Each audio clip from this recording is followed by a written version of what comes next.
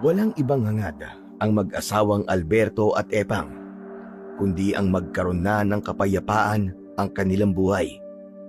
Sa kanilang edad na nasa mahigit 60 na, ay pagod na rin sila sa kanilang mga pinagdaanan. Kaya ang tanging hangad nila ngayon sa edad na sinasabing patungo na sa takip silim ay ang mamuhay ng payapa at magkaroon ng katahimikan. Pinili nila ang San Bartolome upang doon hanapin ang inaasam na kapayapaan. Ang plano nila ay bibili doon ng lupa upang makapagpatayo ng isang maliit na kubo na matitira nilang mag-asawa. Subalit dahil hindi magiging madali sa kanila ang makahanap kagad ng mabibiling lupa, kaya nagpasyang umupa na lang muna ng kanilang matutuluyan ang mag-asawa. Isang kubo na malapit sa paanan ng bundok ang inalok sa kanila ng taong kanilang nakausap. Ayon sa nakausap nila, ay ipinatayo ang kubo na yon para maging pahingahan dahil malapit lang doon ang kanyang taniman. Dahil madalang tumuloy doon ang taong nakausap nila, kaya inalok nito na yun na lamang ang kanilang upahan. Pumayag sina Alberto at Epang dahil sadyang nangangailangan sila ng matutuluyan. Tana nga Epang andito na sa San Bartolome ang hinahanap nating katahimikan. Yun din nga ang inaasam-asam ko, Alberto. Nakakapagod na rin ang naging buhay natin. Tama ka. Kaya napagpasyahan nating iwan na yon at kalimutan na lamang. Dahil nga ang gusto mo'y magbagong buhay na rin tayo, hindi ba? Abay sa edad natin, kahit paano masisimulan natin yon. Marami na rin tayong nagawang pagkakamali. Sapat na ang mga nagawa nating yon at huwag nang dadagdagan pa. Pero sa plano natin, Alberto, alam nating hindi magiging madali ang lahat. Alam ko, Epang. Kaya nga susubukan natin. Walang mali sa gagawin natin na ito. Sana nga lang pabayaan na nila tayo. Igalang nila ang ating naging desisyon. Makahulugan, puno ng pag-asa at umaasam ang mag-asawa na sa lugar na kanilang pinili ay makakamtan na nila ang hinahanap na katahimikan. Subalit parehong malaking katanungan sa kanila kung malaya na nga ba nilang masusumpungan ang hinahanap nilang kapayapaan o may bahagi pa rin ng nakaraan na susunod sa kanila. Ilang araw na ring namamalagi sa kubo na tinutuluyan ng mag-asawa. Wala pa silang gaanong mga kakilala dahil medyo may kalayuan ang mga kapitbahay nila. Sanay sila sa simpleng buhay, kaya napagtsatsagaan nila ang kung anumang meron sila. Pinili rin nilang kumain na lang ng mga gulay, kaya ang mga gulay na nakatanim sa kanilang paligid ng kubo ang kanilang niluluto. Binigyan sila ng pahintulot ng may-ari na maaari silang pumitas ng mga gulay na naroon. Libre na yon. Ang pakiusap nga lang ay babantayan nila ang mga tanim upang hindi ito kunin ng ibang napapadaan doon. Nang araw na yon ay namimitas ang mag-asawa ng gulay na kanilang lulutuin nang may bigla silang maramdamang mga yabag at tila merong mga matang nakamasid sa kanila. Bakit, Alberto? Napahinto ka sa pamimitas ng okra. Hindi maganda ang pakiramdam ko, Epang. Nahihilo ka ba? Hindi yun ang ibig ko sabihin. Ano? May ibang taong narito. At kanina pa tayo pinagmamasdan. Aba, baka yun na nga yung mga magdanakaw ng tanim dito na sinabi ng may-ari ng kubo na nirerentahan natin. Hindi siya pangkaraniwang tao, Epang. Ano ka mo? Iswang? Oo, naaamoy ko sila. Ikaw ba? Hindi mo ba sila naaamoy? May sipon ako ngayon, Alberto. Barado ang ilong ko. kaya hindi maayos ang aking pangamoy. Posibleng nasundan nila tayo rito. Dahil di pa nila matanggap ang ginawa natin, ganun ba? Hindi lang yon, kundi dahil may kailangan sila. Humanda ka, Epang. Oo, Alberto. Kanina pa ako nakahanda. Nagtalikuran ang dalawang matanda. Batid nila na anumang sandali ay biglang aatake ang mga aswang na kanina pa nakamasid sa kanila. Mula nga sa masukal na lugar ay lumitaw ang dalawang aswang asbo at dinaluhong sila. Ang aswang asbo ay uri ng aswang na nakakapagpalit ng anyo ng mababangis na hayop. Subalit bago pa sila inatake ng mga aswang, ay nakaiwas na sila at kasabay noon ay ang pagbabago ng kanilang anyo. Naging aswang gabunan sina Alberto at Epang, subalit ang kanilang pagkaaswang ay nabubukod tangi dahil sila ang mga aswang na merong iniingatang pambihirang bato. Kaya sila ang aswang na mahirap maging kalaban. Bagamat alam ng dalawang aswang asbo na hindi pangkaraniwan ang mga aswang na tulad ni na Alberto at Epang, handa pa rin silang atakihin ang mga ito. Hangad ng mga aswang na makuha sa mag-asawa ang taglay na pambihirang bato upang magamit nila ito sa kanilang kapwa aswang dahil mas magiging makapangyarihan at mas malakas sila sa pangkaraniwang aswang. Sa pagsugod ng aswang asbo kay Alberto, ay agad na nahawakan niya ang leeg ng umataking halimaw. Sinakal ito ng mahigpit at saglit lang ay lumawit ang dila nito, saka hinila ito. Umatungal ng malakas ang aswang asbo na nabunutan ng dila. Samantala, bumaon naman sa katawan ng isa pang aswang asbo ang matutulis na kuko ni Epang na nasa anyo rin ng aswang. Hindi lang kuko ang ibinaon nito, kundi maging ang buong kamay. Sa pagkakabaon ng kamay ay hinawakan ang lamang loob ng aswang asbo at kasamang inilabas yun. Nangisay ang aswang asbo na naalisan ng lamang loob at agad ding binawian ng buhay. Nang matiyak ng mag-asawa na wala ng buhay ang dalawang aswang asbo, ay binuhat ito ni Alberto at inihagis sa malayo.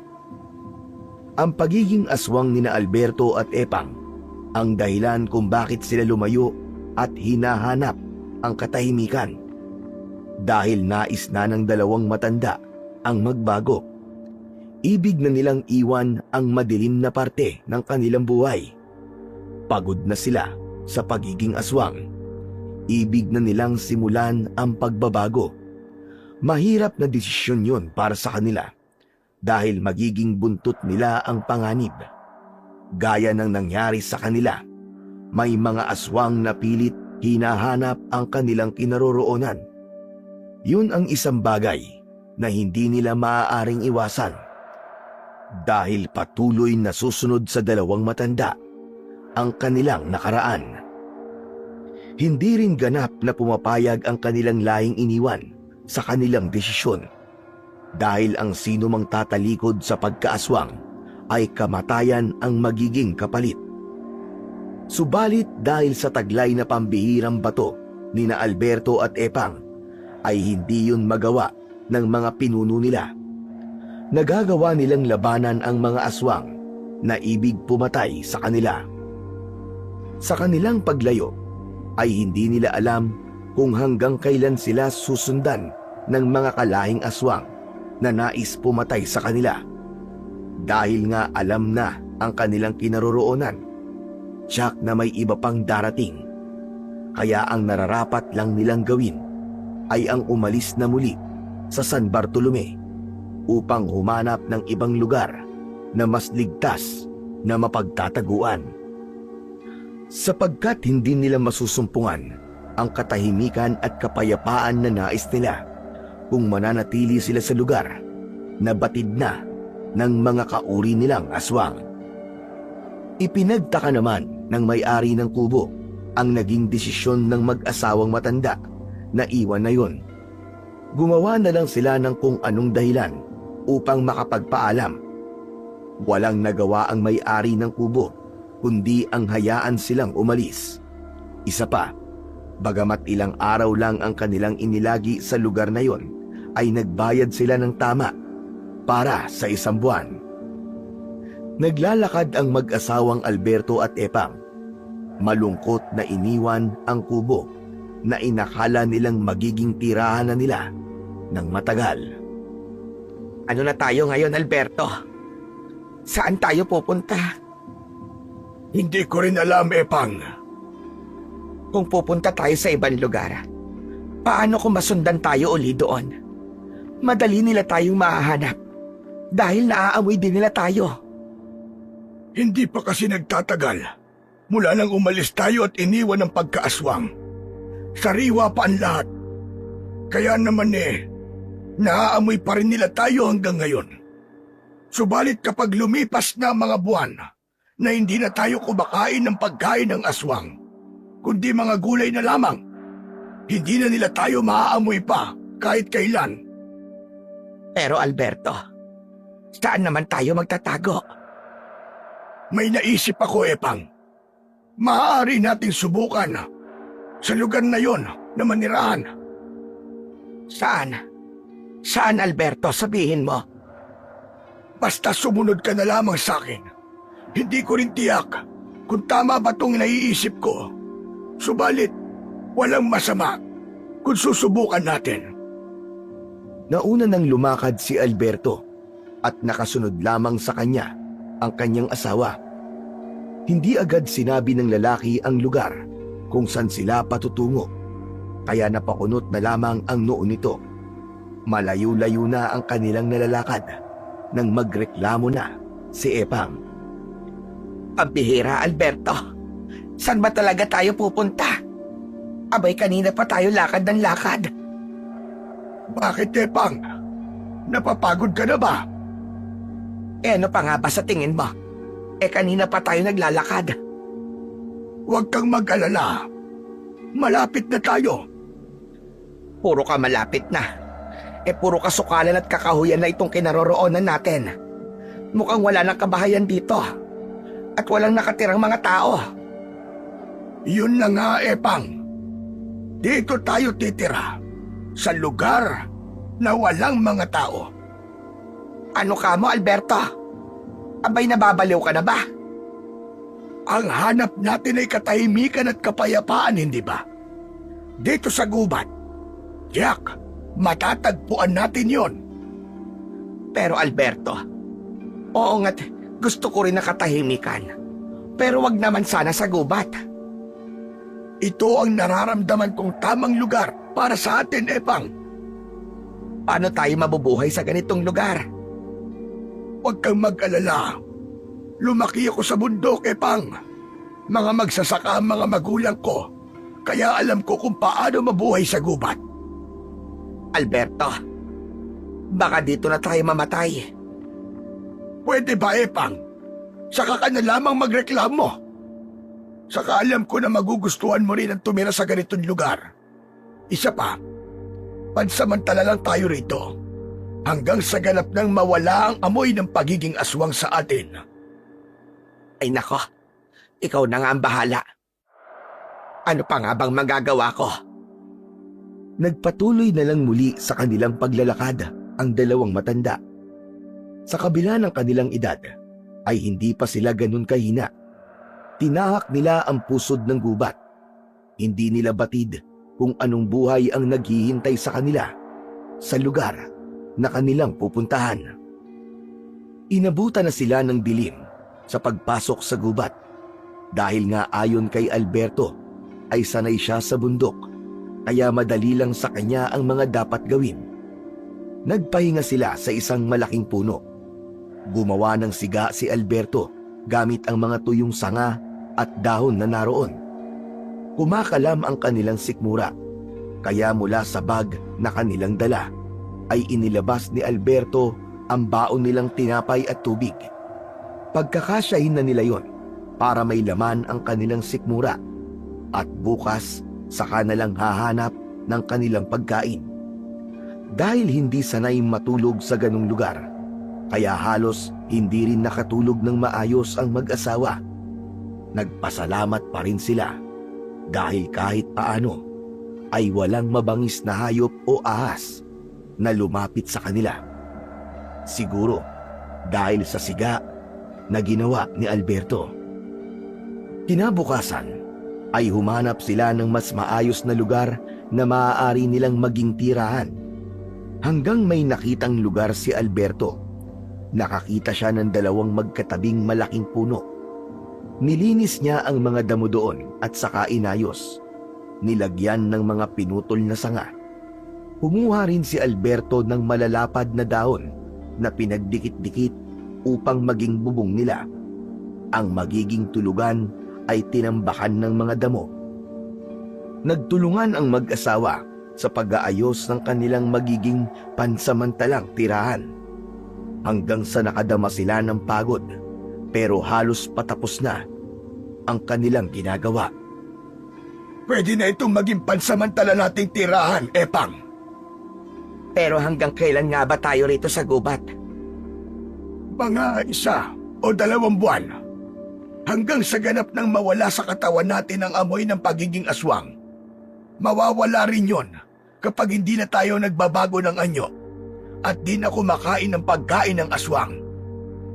Sana nga'y maging ligtas tayo rito, Alberto. Ako nang bahala, Epang. Huwag kang mag-alala. Alberto, abay ako'y nagugutom na. Ako rin. O siya, sige. Ako na lamang ang hahanap ng pagkain natin. Dito ka lamang. Aalis na ako. Sandali lang, Alberto. Baka kung saan ka makarating, ha? Ayoko maiwang mag-isa rito. Ano ka ba naman, Epang? Hindi ako lalayo. May nakita kasi akong prutas sa paligid. Yun na lamang ang kukunin ko. O sige, Alberto. Basta't mag-iingat ka. Agad namang nakakita ng puno ng saging na may hinog na bunga si Alberto. Pati na rin hinog na papaya. Malayo na sa kapatagan ang lugar at madalang na ang taong nagtutungo roon. Marahil ang mga halamang tumubo roon ay dahil sa mga taong nakatira na doon o kaya ay dahil sa mga ibon. Pagkatapos nilang kumain ay nakaramdam na ng antok ang mag-asawa. Dahil napagod din sila kaya nagpasya na silang magpahinga muna. Nahiga sila sa mga dahong nakalatag na inayos ni Alberto na magiging kanilang tulugan. Ilang minuto pa lang silang nakapikit at hinila na ang kanilang mga mata sa pagkakatulog nang meron silang marinig na talagang ikinagulat nila. Narinig mo ba yon, Alberto? Oo, Epang. Tama ba ang narinig natin? Yun nga din ang ipinagtataka ko. May batang umiiyak sa ganitong lugar. Isa lang ang ibig sabihin nun. May ibang taong nakatira dito. Sandali, Alberto. Parang kinakabahan yata ako. Abay, bakit ka naman kakabahan? Mas mainam ngayon na may ibang tao rito. E paano kung aswang yon? At nasundan tayo hanggang dito? Hindi, Epang. Kung aswang yon, naamoy na natin sila. Kung sa bagay, may punto ka. Halika, tumayo ka riyan. Abay, saan naman tayo pupunta? Hahanapin natin ang pinagmumulan ng iyak ng bata. Bakit pa, Alberto? Para makilala natin kung sino sila. Baka pwede nating maging kaibigan. Nag-aatubili man si Epang, subalit tumayo na rin ito para sumunod sa ibig na mangyari ni Alberto. Hinanap nila ang pinanggagalingan ng batang umiiyak. Pinasok nila ang kasukalan sa bahagi ng gubat dahil naririnig nila mula roon ang pag-iyak. Hanggang isang batang lalaki na sa tansya nila ay nasa 4 o 5 taong gulang na ang edad. Hubot-hubad ang bata at marusing ang itsura nito. Isang bata nga, Epang. Ngunit walang kasama. Huwag mo siyang lalapitan, Alberto. Pero bakit? Kawawa naman. Tulungan natin siya. Alberto, kailangan natin mag-ingat. Baka mamaya ay bitag ang batang yan. Ano ka mo? Bitag? Abay, anong ibig mong sabihin, Epang? Mamaya niyan patibong yan ng isang halimaw o maligno. Kapag pinakailaman, ay kung anong mangyayari sa atin. Hindi naman siguro, Epang. Nakatingin sa kanila na tila nagtataka at natatakot ang batang lalaki na umiiyak. Oh, hayan. Tignan mo. Para ngayon lang siya nakakita ng tao. Natatakot siya at umuurong. Abay, Epang, anong gagawin natin sa kanya? Kawawa naman. Hindi ko nga rin alam Pero, sa tingin ko ipabayaan na lang natin siya. Hindi maaari yun. Paano kung naiwan lang siya ng mga magulang niya dito? Nawala sa gubat. Ang iniisip ko lang naman ay ang kaligtasan natin, Alberto. Habang hindi pa makapagpasya ang mag-asawa kung dapat bang lapitan ang bata, ay napansin nila ang isang hayop na gumagapang papalapit sa batang umiiyak. Ako po, Diyos ko! May malaking ahas na papalapit sa bata! Baka tuklawin ang bata, Alberto! Bugso ng pag-aalala at awa na nararamdaman, ay agad na kumilos si Alberto. Kumuha ito ng isang kapirasong kahoy at ipinukol sa ahas na papalapit sa batang umiiyak. Dahil sa ginawa ni Alberto, ay nabulabog ang ahas at tumakbo ito papalayo at nawala sa damuhan. Saka nagmamadaling lumapit sa batang lalaki na umiiyak at kinarga ito. Hindi na nagawa pang sawayin ni Epang ang asawa. Umiral kay Alberto ang awa at pangamba sa pwedeng mangyari sa bata. Tumigil naman ang bata sa pag-iyak nang kargahin ito ni Alberto. Nakatitig lamang ang bata sa mukha niya. Hindi siya isang halimaw o maligno. Gaya ng kutob mo, Epang. Paano mo naman na siguro yan? Nararamdaman ko yon. Sana nga'y tama ka, Alberto. Kung hindi, baka mapahamak tayong dalawa. Kinausap ni Alberto ang bata, subalit nakatingin lamang ito sa kanya. Mukhang hindi niya ako naiintindihan, Epang. Baka iba ang lengguwahe ng mga magulang niya. Pero nasaan kaya sila? At nagawang iwan dito ang kawawang batang yan. Ibinaba ni Alberto ang kargang bata. Plano niya'y isama ito pabalik sa ginawa nilang pahingahan. Biglang may narinig silang tila alulong ng kung anong hayop. Wari may tinatawag ito. Napansin nilang nanlaki ang mga mata ng bata nang makarinig ng alulong ng hayop. Tila ba pamilyar sa kanya ang tunog na yon. Naulit ang tunog ng hayop. Sa ikalawang ulit ng pag-alulong ay biglang tumakbo ang bata upang puntahan ang pinagmulan ng tunog. Abay, bata! Abay, saan ka pupunta? Sandali lang! Yung tunog, Alberto. Kilala niya kung sinong may likha nun. Halika, sundan natin ang bata. Alamin natin kung anong hayop ang pinagmulan ng tunog na yon. Nagmamadali ang mag-asawa na sinundan ang tumakbong bata. Ganun na lamang ang gulat nila sa kanilang nakita at natuklasan. Nasa kubli noon ang mag-asawa sa makapal na halaman. Hindi maaari. Isang asong lobo ang hayop na pinagmulan ng tunog. Tignan mo, Alberto. Hindi siya natakot sa asong lobo at yumakap pa siya sa hayop. Hindi mo ba napansin? Masaya ang mukha ng asong lobo na makita ang bata. Alberto, hindi kaya ang asong lobo na yan ang tanging kasama ng bata dito sa gubat? Pero imposible yun. Tignan mo, Alberto. Sumakay ang bata sa likod ng asong lobo. Komportableng-komportable siya na nakayakap pa dun sa hayop. Epang, mukhang tama ka. Baka ang asong lobo ang nagpalaki sa kanya. Naging palaisipan sa mag-asawa ang bagay na yon. Umalis na ang asong lobo na nakasakay ang bata sa likod nito. Bumalik naman ang mag-asawa sa lugar na kanilang pahingahan. Kanina ka pa walang kibo, Alberto. Mula nang makita natin ang batang lalaki na yon. Epang, hindi ligtas ang batang yon kung mananatili siya rito sa gubat. Anong pinaplano mo, Alberto? Ano kaya kung kunin natin ang bata? Alberto, delikado ang iniisip mo. Epang, kawawa ang bata eh. Hindi siya hayop para manatili dito sa gubat. Ibig mo bang sabihin aalisin natin siya rito sa gubat? Yun nga ang plano ko, para magkaroon siya ng maayos na buhay. Bagamat mabuti ang plano ni na Alberto sa batang lalaking kanilang nakita, hindi naman ganun kadali yun. Lalo na't isang asong lobo ang tila nakikilala nitong mga magulang na nagpalaki sa kanya. Hindi rin nila alam kung paano ba napunta sa gubat na yon ang bata. Alberto, kung aalisin natin sa gubat ang bata, paano naman natin gagawin yon? Mapanganib ang asong lobo.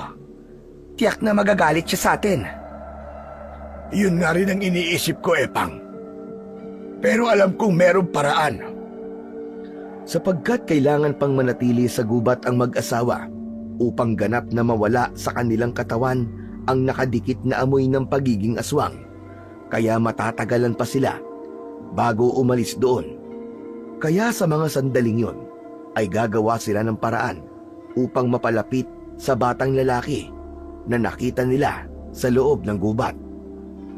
Ngunit tila hindi na sila mahihirapan pang gawin yon dahil isang umaga sa paggising nila ay hindi sila makapaniwala sa kanilang nabungaran. Alberto!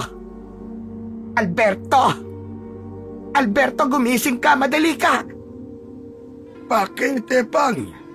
Ano bang meron? Basta gumising ka. At nang makita mo siya. Sino ba? Bumangon si Alberto at ganoon na lamang ang pagtataka niya nang makita sa harap nila ang batang lalaki. Abay, Alberto, sa tingin ko ay kanina pa siya rito at hinihintay ang pagising natin. Anong ginagawa mo rito, iho? Walang sagot na nakuha si Alberto mula sa bata. Subalit ngumiti ito sa kanya. Ibig lang sabihin ay komportable na ang bata at nais nitong makipagkaibigan sa kanila. Bumukas ang bibig ng bata na tila may ibig sabihin. Kaya lamang tunog na kagaya ng sa asong lobo ang lumabas sa bibig nito. Alberto, ginaya niya ang tunog ng asong lobo. Hindi siya nakakapagsalita. Kaya nga ang ibig sabihin lang nun, matagal niya nang kasama ang hayop na yon. Dahil yun lang ang tunog na lagi niyang naririnig. Kaya yun ang kanyang natutunan at ginagaya.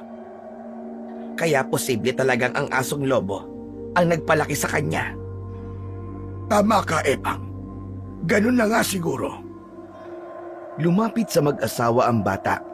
Pinagmamasdan nito ang kanilang tinutulugan. Gusto mo bang dito rin matulog?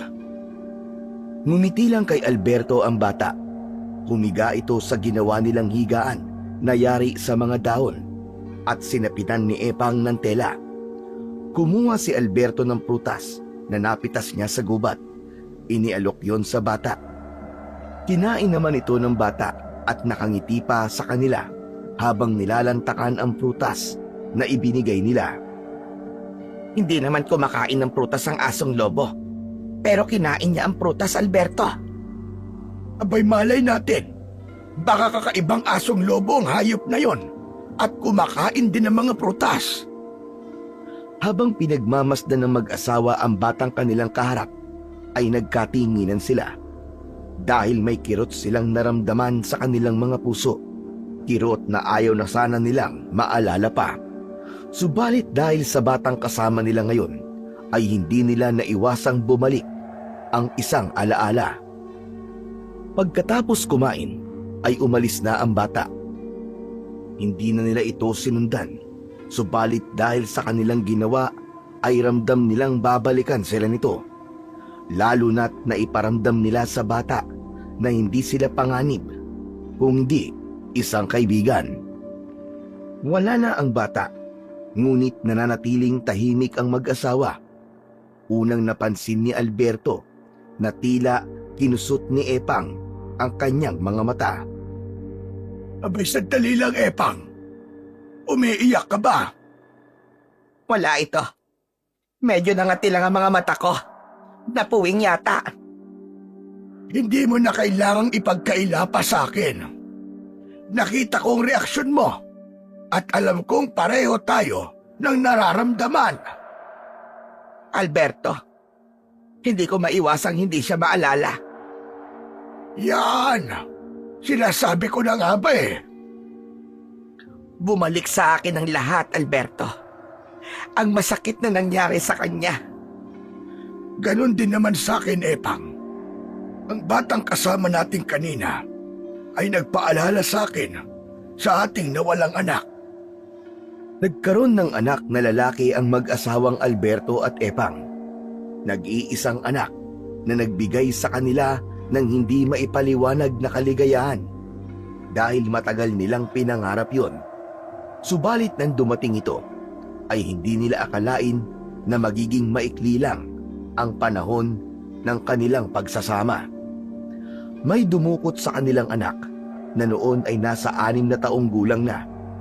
Ang kanilang hinala, ang taong gumawa nun ay may galit at inggit sa kanila dahil natatangi sila sa mga aswang na nasa kanilang lipi.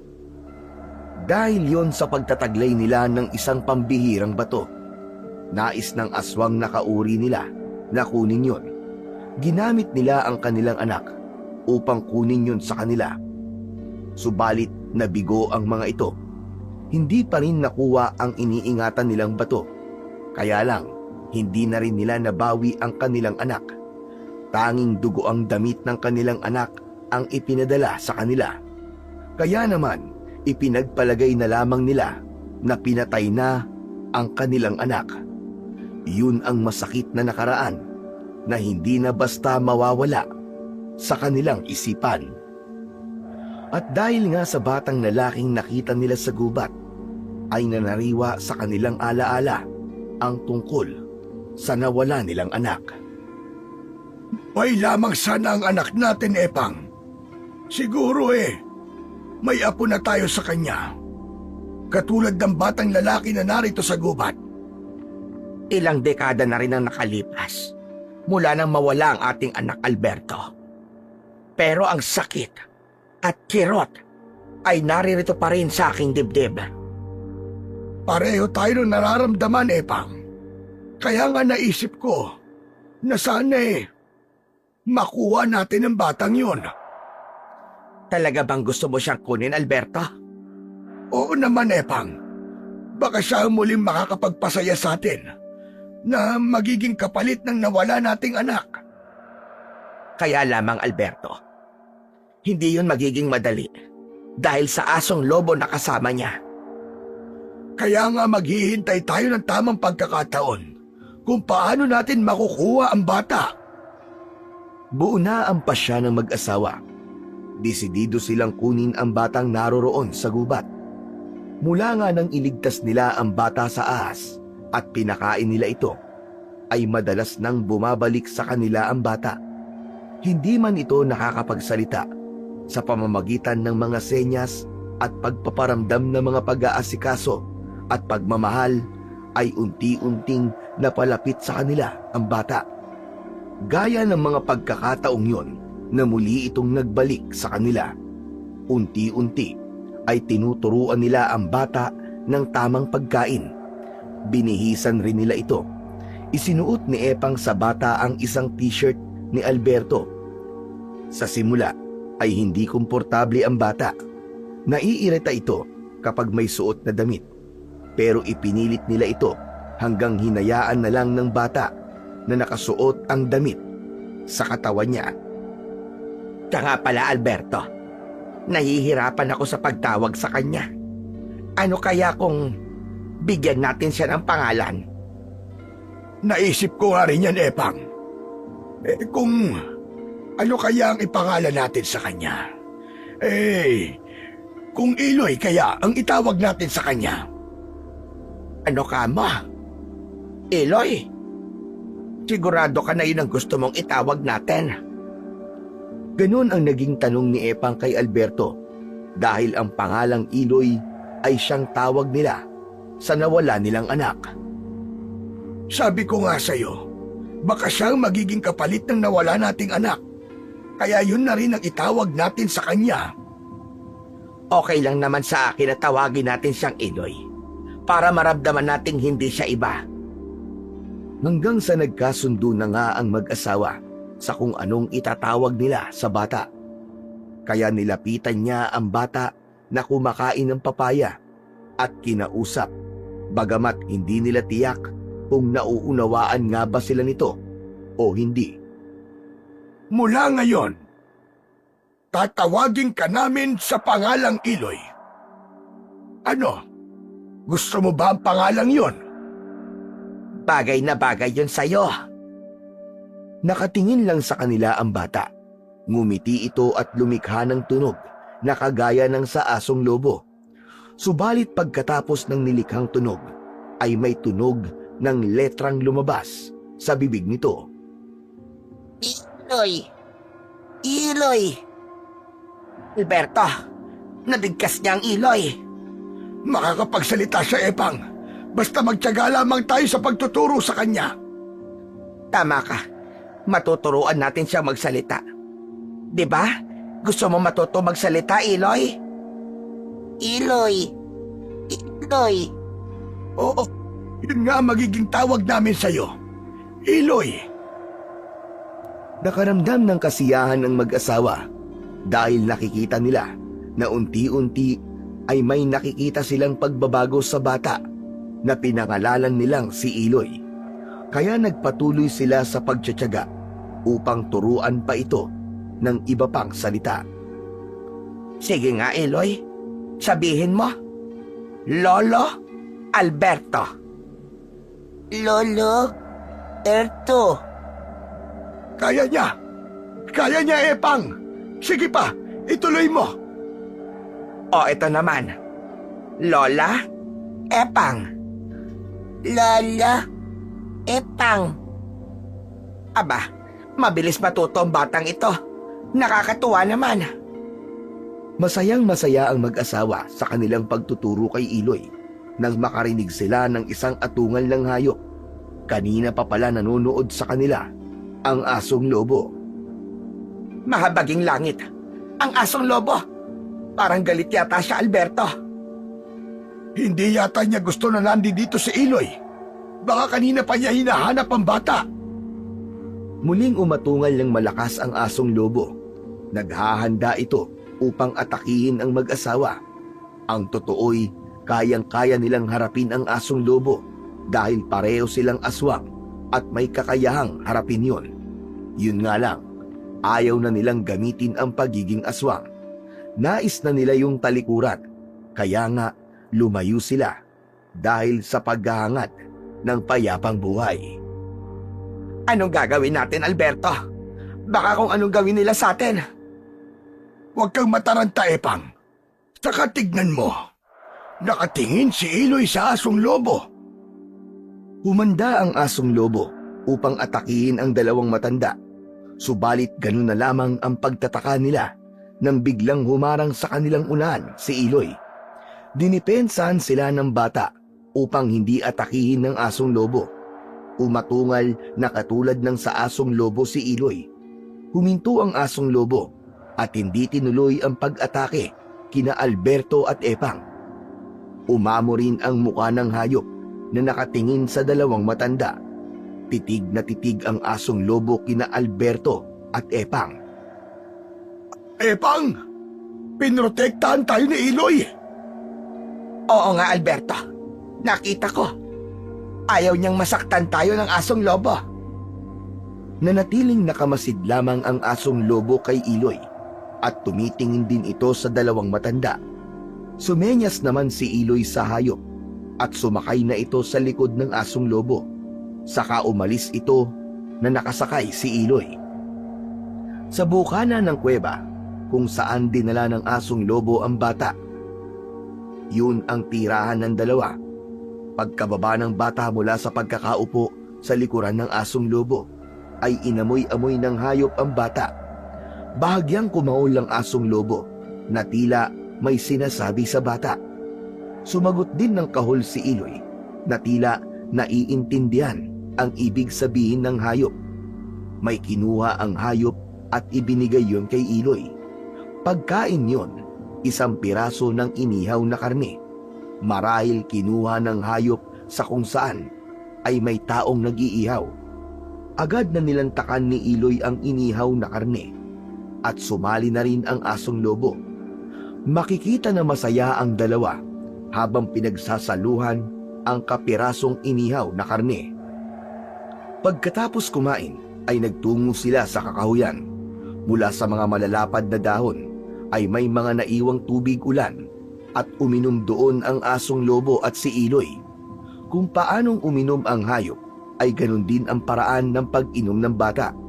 Ipinakikita lamang na lahat ng mga ginagawa at pamamaraan ng isang asong lobo ay ang ginagaya ni Iloy. Pagpapatunay lamang yon na sadyang ang asong lobo ang kasama ng bata habang ito ay lumalaki. Ang mga gawi ng hayop ang unti-unting nais baguhin nina Alberto at Epang na ugali ni Iloy. Hindi yun magiging madali para sa kanila. Pagkatapos na makainom ang asong lobo at si Iloy, ay nakabalik na ito sa may bukana ng kuweba. Magkatabing nagpahinga ang dalawa. Yumakap pa ang bata sa hayop na kung pagmamasdan ay nakakahanap ang bata ng kapanatagan kapag yumayakap ito sa asong lobo. Samantala, nang sumunod na araw, ay muling nagbalik kina Alberto at Epang ang bata. Kasama pa nitong nagtungo sa kinaroroonan nila ang asong lobo. Tila inihatid pa nito ang bata sa kanila, saka ito tumakbong umalis. Aba, tama ba ang pagkakaintindi ko, Epang? Hindi rin ako makapaniwala, Alberto. Tila hinatid dito ng asong lobo si Iloy. Yun na nga. Ibig lang sabihin, pinagkakatiwalaan niya na tayo. Wala rin siyang ginawang anuman sa atin. Yun na nga, Alberto. Sa tingin ko, ay itinuturing niya na rin tayong kaibigan. Ganun na nga siguro. Nang dahil yun kay Iloy, naramdaman ng asong lobo na hindi tayo panganib sa bata at maging sa kanya. Saan kaya nagpupunta ang asong lobo na yon? Madalang kasi natin siyang makita. Baka humahanap lamang siya ng makakain. Iloy, mamaya mag-aaral ulit tayo ng pagsasalita, ha? Tuturuan kita. Nakikita namin, Iloy, na madali kang matututo. Abay, matalino ka. O sige nga, sige nga. Gusto kong sabihin mo. Opo. Opo. Ayun, kaya-kaya niya, Alberto. Nakangiti si Iloy na tila naiintindihan ang sinabi ni Epang. Minsan pa ay nagtiyaga sina Alberto at Epang na turuan ang bata. Nais nilang matuto itong magsalita at maunawaan ang ibang bagay. Subalit pagdating ng hapon ay bumalik sa kanila ang asong lobo upang sunduin ang bata. Hinayaan naman ng dalawang matanda na sumama ang bata sa asong lobo. Sa ganung paraan ay ganap nang nakukuha ni na Alberto at Epang ang loob ng asong lobo. Naging kaibigan na rin nila ito kalaunan. Hanggang sa lumipas pa ang maraming araw, ilang buwan na rin sila sa gubat. Napagpasyahan na ng dalawang matanda na gawin ang kanilang pinaplano. Kailangan na ba natin gawin yon, Alberto? Oo, Epang. Hindi na tayo dapat pang magsayang ng panahon. Mamaya, dadalhin uli rito ng asong lobo ang bata. Yun na rin ang pagkakataon upang maisama na natin sa kapatagan si Iloy Doon siya nararapat para magkaroon siya ng magandang buhay. Hindi gaya dito sa gubat. Maya-maya nga ay dumating na ang asong lobo at sakay sa likuran ang bata. Gaya ng madalas na ginagawa, ay agad din itong umaalis at iniiwan na lamang si Iloy. Walang kaalam-alam ang hayop na yun na pala ang huling pagkakataon na makakasama niya ang batang kanyang pinalaki. Ilang buwan na rin ang pananatili ng dalawang matanda sa gubat. Sa palagay nila ay sapat na ang mga panahong yon at hindi sila nagiging aktibo bilang aswang upang mawala na ang nakakapit na amoy sa kanila. Handa na silang bumaba sa gubat at gaya ng kanilang napagkasunduan ay isasama nila si Iloy. Kaya naman nang natiyak nila na wala na at malayo na ang asong lobo, ay naghanda na sila upang bumaba ng kapatagan. Panibagong pamumuhay yon para kina Alberto at Epang. Pinasan ni Alberto sa kanyang balikat si Iloy upang mapabilis ang kanilang paglalakad. Tuwang-tuwa naman ang bata at walang kaalam-alam sa plano ng mag-asawa. Sa edad na mahigit 60 ay malakas pa si Alberto, kaya hindi naging mahirap sa kanya na pasanin ang bata. Subalit habang naglalakad sila papalabas ng gubat, ay makikita sa mukha ni Iloy ang pagtataka dahil ramdam niyang papalayo na sila sa lugar na naging tirahan ng bata. Lolo! Lolo! Ah! Ah, Lolo! Aba, bakit Iloy, apo? May problema ba? Ah! Ah! Ah! Lolo! Aw! Aw! Aw! Aw! Aw! Hindi siya mapalagay, Epang. Iba marahil ang nararamdaman niya. Nagtataka siya. Iloy, apo, meron lang tayo pupuntahan.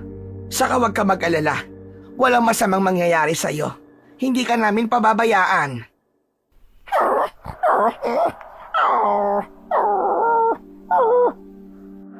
Nagtataka na palinga-linga ang bata. Walang katiyakan kung nauunawaan niya ba ang mga sinabi ni Epang. Bagamat nasa mukha nito ang pagtataka. Pero dahil nga nakuha na ng dalawang matanda ang tiwala ng bata, kaya tahimik na lamang si Iloy. Nakalabas na ng kagubatan sina Alberto at Epang. Nakarating na sila sa lugar na may mangilan-ngilan na dumadaang sasakyan at mga taong naglalakad. Bakas kay Iloy ang pagtataka at pagkabahala sa bagong paligid at sa kanyang mga nakikita.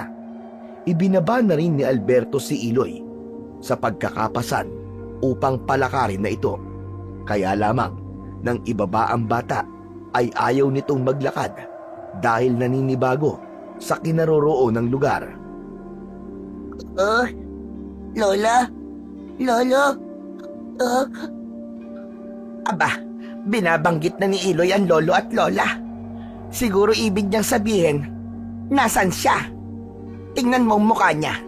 Nanlalaki ang kanyang mga mata. Parang natatakot. Normal lang yan sa gaya niya ngayon lang nakababa ng bundok. Kaya lahat ng makikita niya ay kanyang pinagtataka. Hindi sigurado si Alberto kung nauunawaan nga siya ni Iloy. Subalit sinubukan niyang kausapin ito. Apo, narito ka na sa kapatagan. Dito na ang magiging bago mong mundo. Kami ng Lola Epang mo ang makakasama mo at mag-aalaga sa iyo. Tama nga naman yon, Iloy. Mas masaya dito kumpara sa gubat.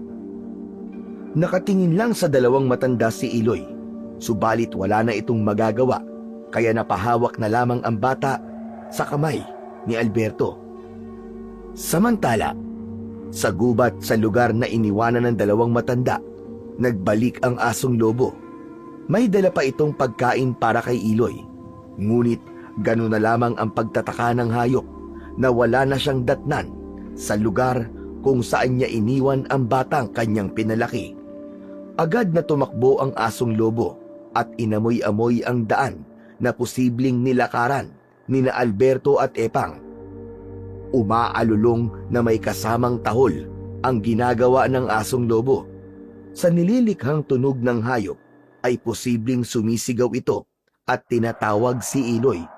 Maaaring umiiyak din siya dahil wala na ang batang kanyang inalagaan at nakasama na itinuring niyang kanyang anak. Agad namang nakahanap ng matitirhan sina Alberto at Epang. May ipong pera ang mga ito, kaya kahit paano ay may magagamit na panggastos para sa kanilang pagbabagong buhay. Wala naman silang mga mahahalagang gamit, kundi mga damit lamang na pamalit. Sa bago nilang tirahan ay saka pa lang sila bibili ng mga kanilang gamit. Tahimik lang ang bata. Hindi rin ito umiiyak, kundi nagmamasid lamang ng may pagtataka. Mapapansin sa mga mata nito ang pag-aalala na pinapawi naman ng dalawang matanda sa pamamagitan ng pag-aasikaso nila kay Iloy at sa pamamagitan ng pagyakap.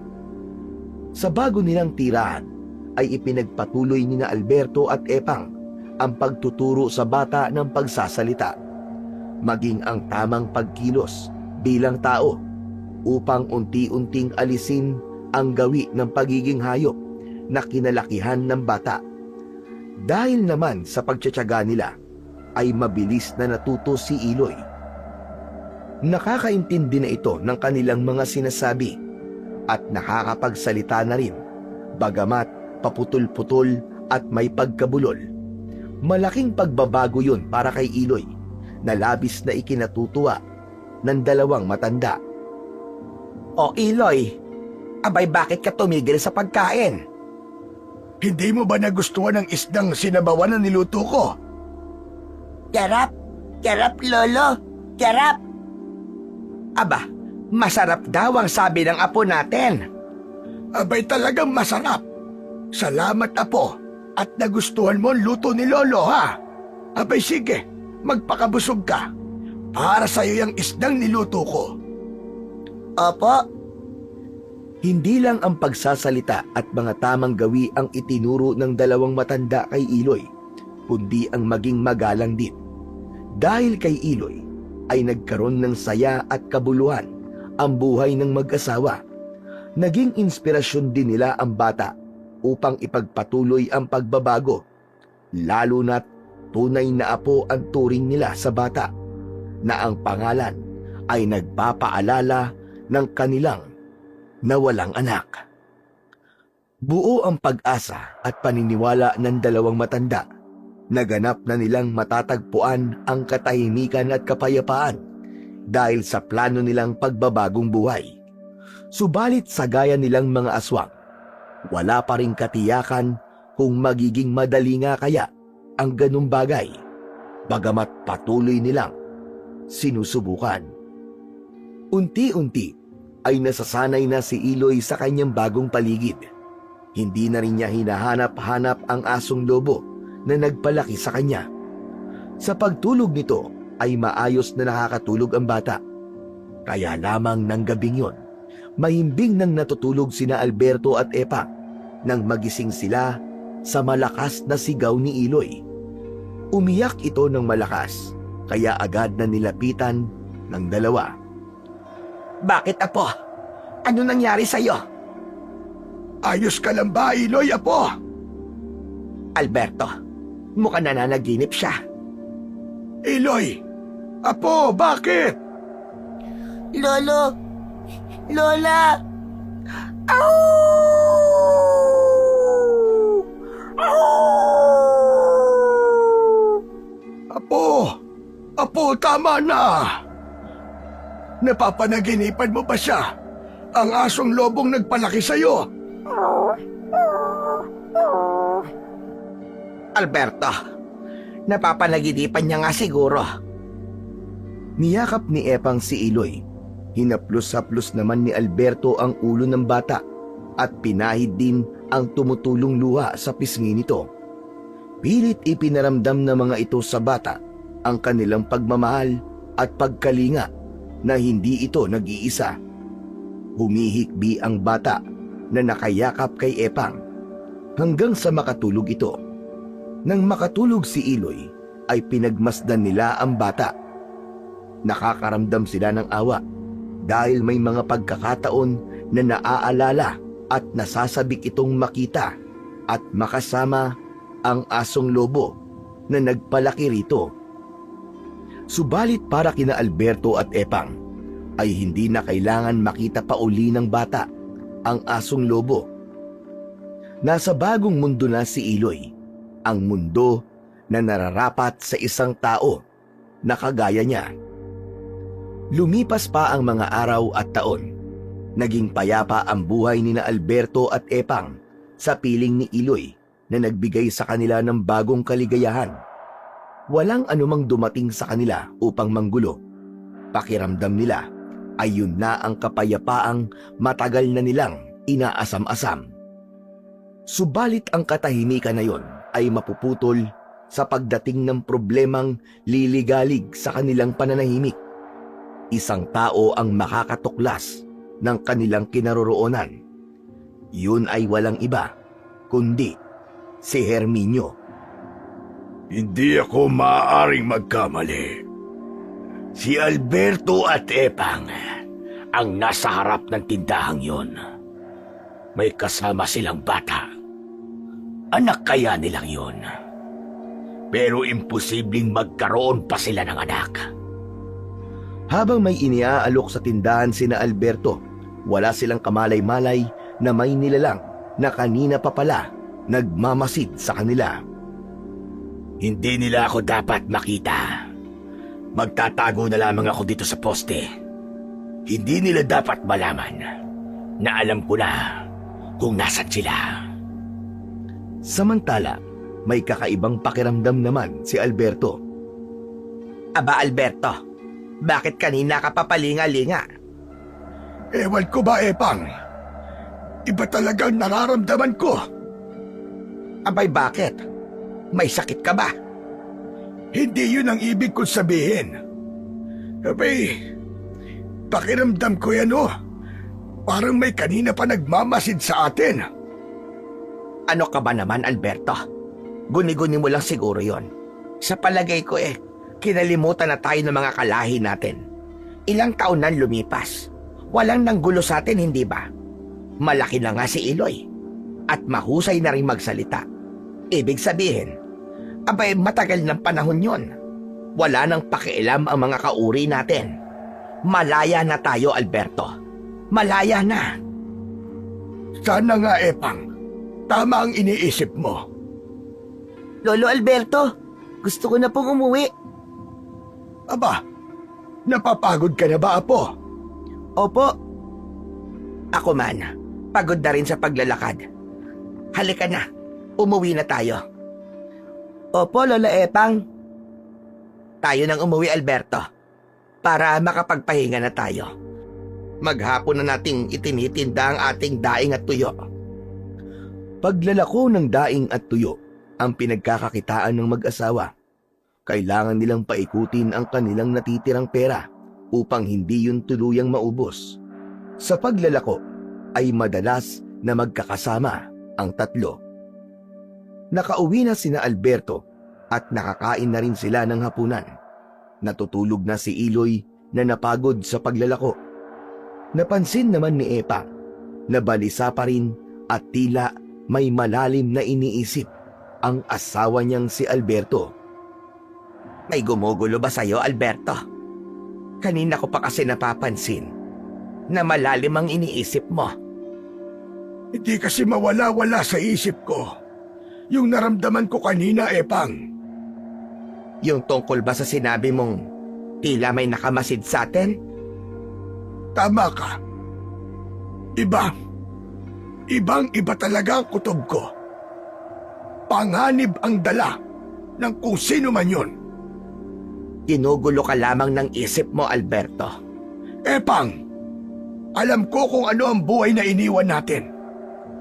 Galit sila at may bagay na hindi nila nakuha sa atin.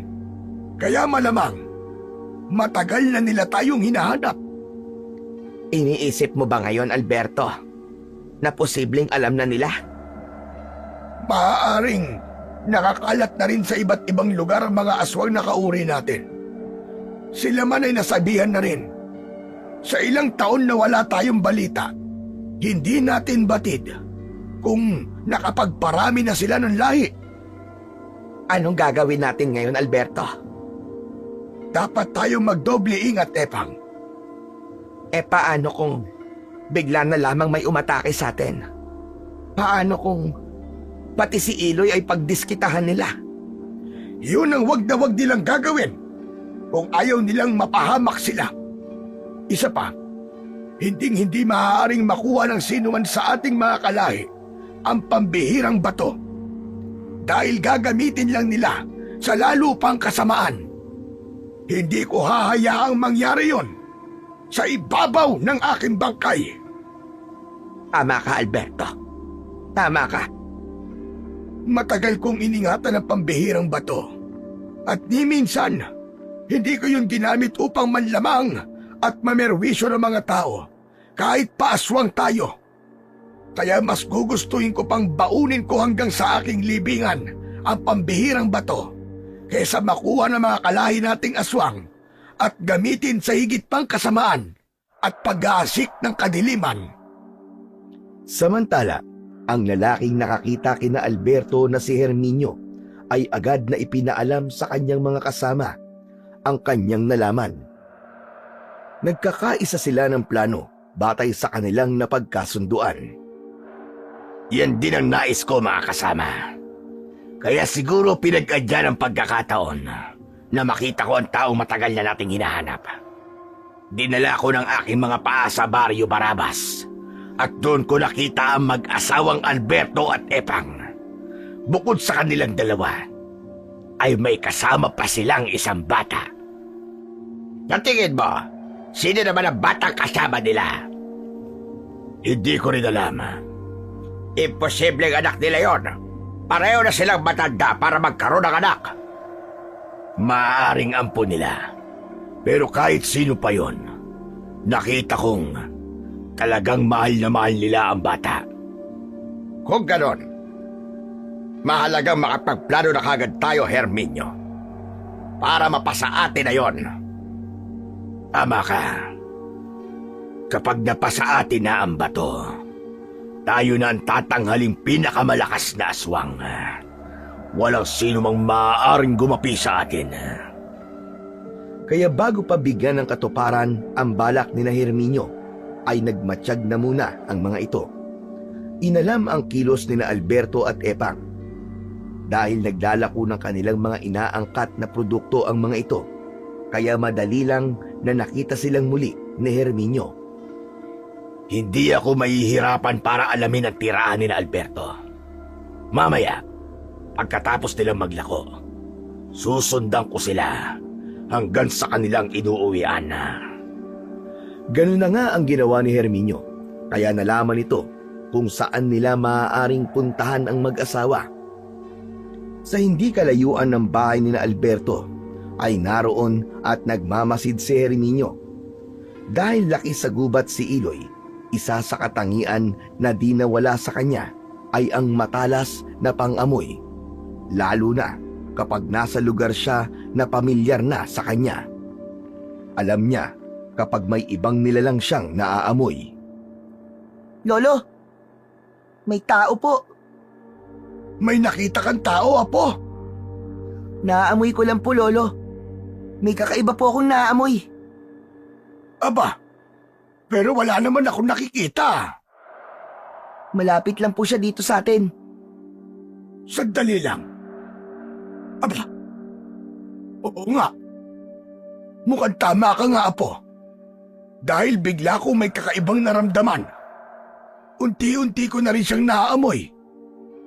Pero nasan kaya siya? Suminghot-singhot si Iloy na tila ibig alamin at sundan ang pinagmumulan ng kanyang naaamoy na ibang nilalang malapit sa kanilang tinitirhan. Iloy! Iloy, Apo, saan ka pupunta? Hahanapin ko po siya, Lolo. Huwag na, Apo! Lolo, tiyak makikita ko po siya. Malapit lang po dito sa bahay. Amoy na amoy ko po siya. Mula sa pinagkukublihan ni Herminio, ay nakaramdam ito ng pagkabalisa at pag-aalala. Nakita niya na may hinahanap ang bata patungo sa lugar na pinagkukublihan niya. Naku po, naloko na. Hindi pwede. Mukhang dito patungo ang bata. Sumisinghot-singhot pa. Matalas yata kanyang pang-amoy. Kailangan ko na makaalis dito. Ang mahalaga, alam ko na kung saan nakatira si na Alberto. Marahan at pakubli-kubli na umalis si Herminio sa kanyang pinagtataguan. Subalit patuloy naman sa paghahanap si Iloy na lalong lumalakas ang pang-amoy hanggang sa makita niya na may lalaking tumatakbo papalayo. Ayun siya! Sabi ko na nga ba may ibang tao? Agad na tumakbo si Iloy pabalik sa kanyang lolo upang sabihin ang kanyang nakita. Lolo! Tama po ko. May nakita po akong taong tumatakbo. Nasaan na siya? Malayo na po. Di mo inabutan. Mabilis po siya tumakbo papalayo, Lolo. Ngayon, nabubuo na ang hinala ko. Sino po kaya ang lalaking yun, Lolo Alberto? Saka, ano pong kailangan niya sa atin? Pero kung may kailangan siya, bakit siya nagtatago tapos bigla po siyang tumakbo ng palayo nang makita ko siya? May masama siyang pinaplano, Apo. Po? Naku po, Lolo. Kung ganun po, dapat po tayo mag-ingat. Baka masamang tao po yun. Tama ka, Apo. Kaya dodoblehin natin ang ating pag-iingat. Lolo, marunong po akong humawak ng itak. Di po ba tinuruan niyo po ako? Palagay ko, hindi sila pangkaraniwang tao lamang, Iloy. Ano po? Hindi pangkaraniwang tao? Eh ano po sila? Kahit sabihin ko, hindi mo pa ako ganap na maiintindihan. Pero alam ko sa mga darating na araw, mauunawaan mo rin. Kaya saka ko na lamang ipapaalam sa'yo. Dahil sa nangyaring yon, ay madalas na nababahala at nag-aalala si Alberto para sa kanilang kaligtasan. Sa lugar naman ni na Herminio ay nagsimula na silang bumuo ng plano kung paano aatakihin sina Alberto at makuha ang pambihirang bato na kanilang kailangan. Umanda kayo mga kasama. Kailangan huwag tayong mabigo. Tulungan niyo ako makuha ang ating pakay kina Alberto. Dahil tayo ang makikinabang nun. Maaaring tumagos sa inyo ang bisa ng pambihirang bato sa sandaling mapasa atin. Kaya ngayong gabi ay sama-sama tayong sasalakay. Kung marami tayo, tiyak matatarantang mag-asawang yon. Nagkakaintindihan ba tayong lahat, mga kasama? Sumang-ayon naman kay Herminio ang mga kausap na gaya niya ring mga aswang. Subalit ng mga pagkakataong yon ay nasaan yung tao pa ang mga ito. Magiging aswang lamang sila kapag umatake na sila kina Alberto. Tahimik na ang gabi. Payapa nang nagpapahinga sina Alberto. Bagamat nasa puso niya pa rin ang madalas na pagkabahala, ay maaga siyang nakatulog ng gabing yon. Wala silang kamalay-malay sa nakaambang panganib na parating. Maliwanag ang buwan na tumatanglaw sa kapaligiran, subalit sa mga bahaging hindi natatanglawan ng liwanag ay doon nagkukubli ang panganib. Hanggang sa unti-unti ay marahang gumapang ang mga nilalang na iniluwa ng dilim. Patungo ang mga ito sa bahay kung saan ay payapang nagpapahinga ang mag-asawang Alberto at Epang kasama ang batang si Iloy. Pumaikot ang nakakatakot na nilalang sa bahay. Sila ang mga aswang na pinangungunahan ni Herminio. Guguluhin nila ang tahimik ng buhay ni Alberto upang kunin ang inaasam-asam nilang pambihirang bato na iniingatan ng matandang lalaki. Samantala, naalimpungatan sa pagkakatulog si Alberto. Agad siyang nakaamoy ng kakaiba dahil tinangayon ng malamig na hangin na pumasok sa loob ng bahay. Hindi maaari. Nandito sila. Nagising na rin si Epang. Nakita si Alberto na tila nababahala at nag-aalala. Bakit, Alberto? Ano nangyari? Huwag kang maingay, Epang. May mga aswang. Narito sila. Napatayo si Epang at napasilip sa bintana ng kanilang bahay. Tama ka, Alberto. Nag-aabang sila sa labas. Nakita ko. At marami sila. Natuntun na nila ang kinaroroonan natin. Teka sandali. Si Iloy. Natutulog ang bata. Gigisingin ko ba? Wag. Baka maguluhan lang siya. Hindi pa niya maiintindihan ang mga mangyayari. Eh anong gagawin natin, Alberto? Anumang sandali ay bigla na silang aatake. Kumukuha lang sila ng tamang pagkakataon. Maaaring hinihintay lang nilang lumabas tayo. Ang bihirang bato. Iyon ang kanilang kailangan. Subalit gaya ng nasabi ko na, kahit anong mangyari, ay hinding-hindi ko yun isusuko sa kanila. Napakarami ng mga aswang na dumating, Alberto. Nanatiling nakapaligid ang mga aswang sa bahay ni na Alberto. Subalit maya-maya ay nakarinig ang mag-asawa ng ingay mula sa labas na tila nagkaroon ng kaguluhan. Kasabay noon ang mga tunog ng kung anong hayop. Ano yun? May kung anong gulong nangyayari sa labas. Dahil sa ingay na naririnig nila ay nagising na rin si Iloy na bumangon na sa pagkakahiga niya. Lolo Alberto, Lola Epang, ano po bang nangyayari? Bakit ang ingay? May gulo po ba? Upang alamin kung ano ang dahilan ng ingay na kanilang naririnig, ay sumilip sa bintana si Alberto. Ganun na lamang ang kanyang pagkagulat at hindi siya makapaniwala sa kanyang nakita. Nagkakagulo nga sila, Epang. May mga umaatake sa aswang na dapat ay manggugulo sa atin. Napasugod na rin sa bintana si Epang upang malaman kung ano bang tinutukoy ni Alberto. Diyos ko, mahabaging langit. May mga asong lobo na kalaban ng mga aswang. Iyon na nga, may dumating na mga asong lobo. Kaingay ang mga asong lobo na nakikipaglaban sa mga aswang. Narinig ni Iloy ang alulong ng mga asong lobo. Si Awu! Andito si Awu! Napasilip na rin sa bintana ang bata at nakita niya ang pakikipaglaban ng mga asong lobo sa mga aswang. Maraming kasama si Awu! Lolo! Lola! Nandito sila! Nandito sila, Awu! Tama ka, Iloy. Tinulungan nila tayo. Kung ganon, alam na rin ng asong lobo itong kinaroroonan natin. Unti-unti ay nawala ang pagkakaingay sa labas ng bahay. Umurong ang mga aswang na aatake sana kina Alberto. Iniligtas sila ng mga asong lobo. Agad namang lumabas ng bahay si Iloy nang marinig na wala na ang gulo sa labas ng bahay. Maraming asong lobo ang dinatnan ni Iloy sa labas. Hindi niya mawarian kung alin sa mga ito ang nag-alaga sa kanya. Mula sa grupo ng mga asong lobo na naroroon, ay namumukod tangi ang isa roon na lumapit sa bata. Agad itong niyakap ni Iloy. Ilang taon na ang lumipas, ay hindi pa rin nawawala ang pagmamahal ni Iloy sa asong lobo na nakasama niya sa gubat.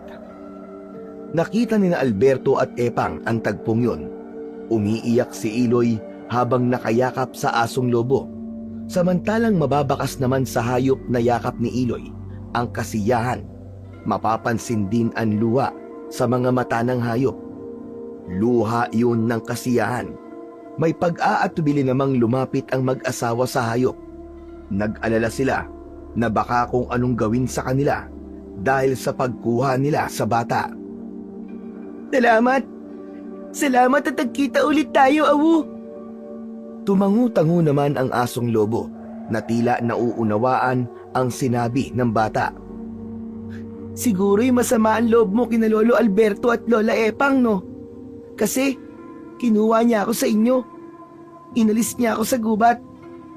Pero wag kang magagalit sa kanila, ha? Awu, kasi mababait sila. Mahal nila ako. Matamang nakikinig lamang ang asong lobo sa pagkikwento ni Iloy. Tinawag ni Iloy ang dalawang matanda.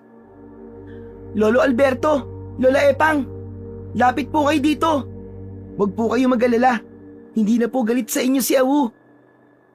May pag-aatubili man ay lumapit pa rin ang dalawang matanda kay Iloy at sa asong lobo. Awu, di ba?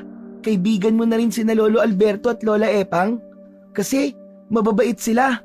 Saka, mahal na mahal nila ako. Totoo yun. Mahal namin si Iloy.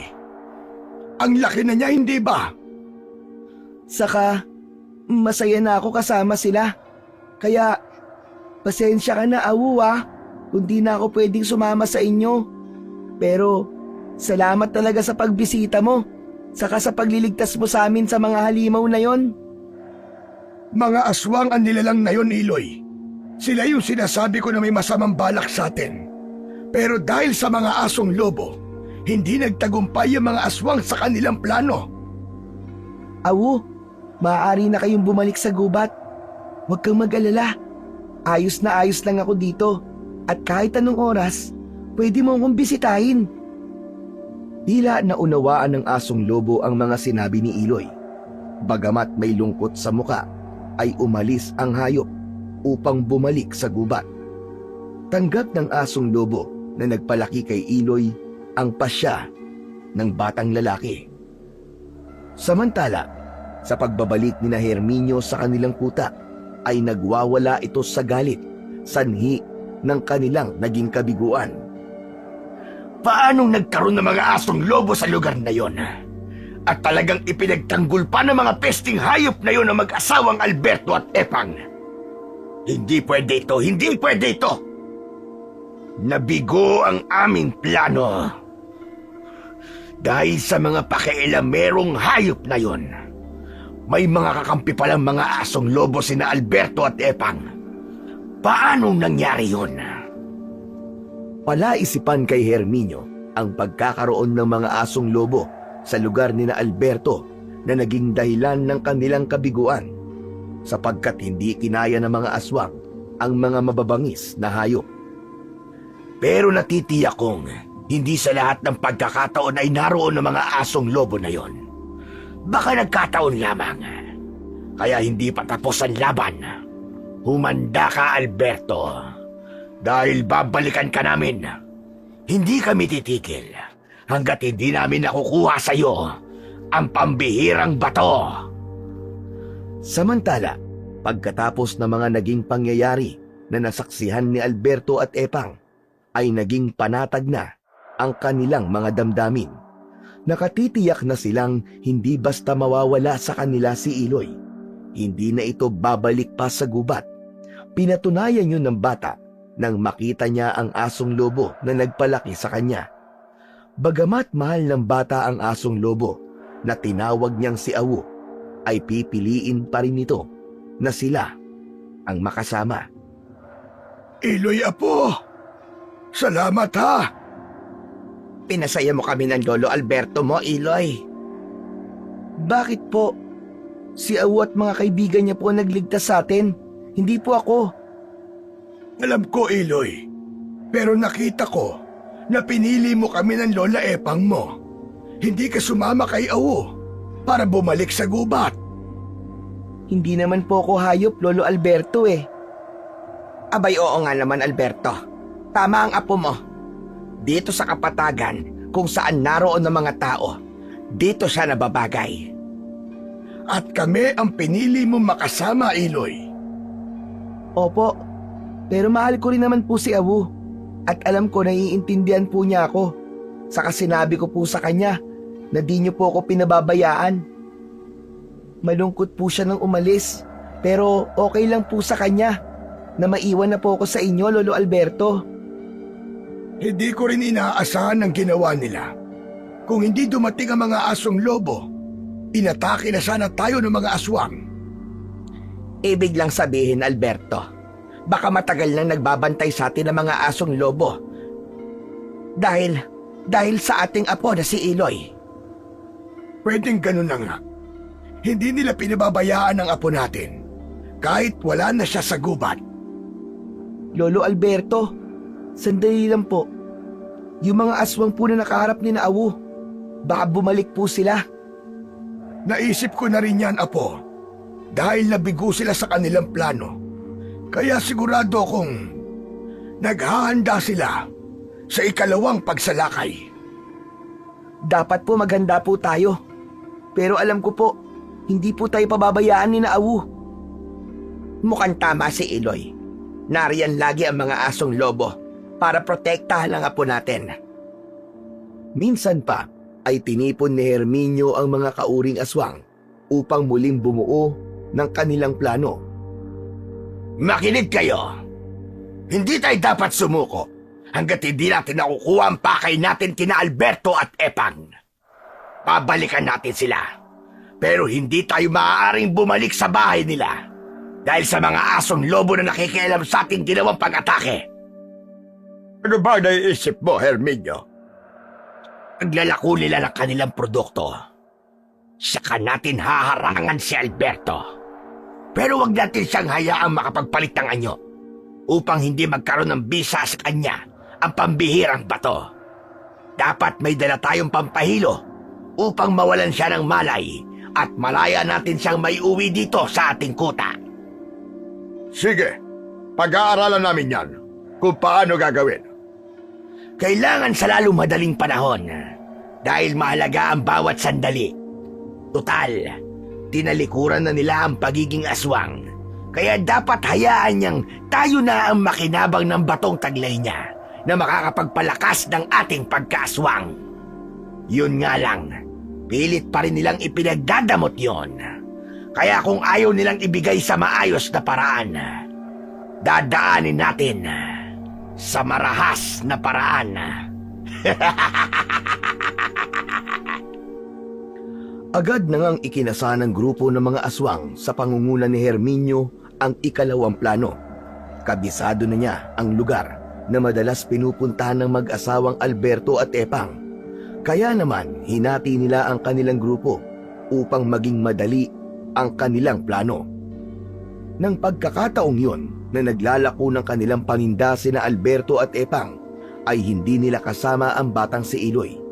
Hindi mainam ang pakiramdam ng bata, kaya pinagpahinga muna nila ito kahit pa nagpupumilit ito na sumama. Subalit habang naglalakad ang mag-asawa para puntahan ang kanilang mga suki, ay naroon ang pag-aalala at pagkabahala. Ama bang iniwan natin sa bahay ang ating apo, Alberto? May sakit si Iloy. Baka kung mapaano lang at lumala pa ang nararamdaman kung isasama natin siya. Mapapagod lamang ang bata, Epang. Nag-aalala kasi ako para sa kanya, Alberto.